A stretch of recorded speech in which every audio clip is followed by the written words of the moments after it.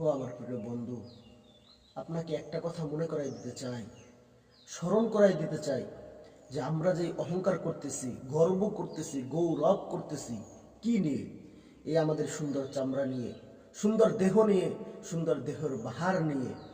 আমরা কি জানি এই দেহটা আল্লাহ রাব্বুল আলামিন কিভাবে সৃষ্টি করেছেন?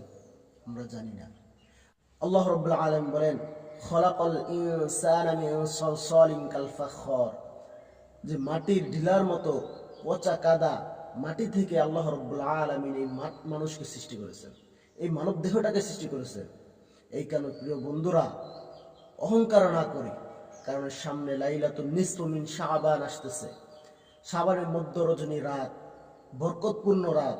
হাদিসের মধ্যে অনেক ভাবে বলা হয়েছে, বিশেষ করে বলা হয়েছে এই রাতে আল্লাহ রাব্বুল আলামিন অহংকারী, গৌরবকারী এবং কুফরি, শিরকের মধ্যে লিপ্তকারী ব্যক্তিবিদ্য সকলকে আল্লাহ রাব্বুল আলামিন ক্ষমা করে দিবেন।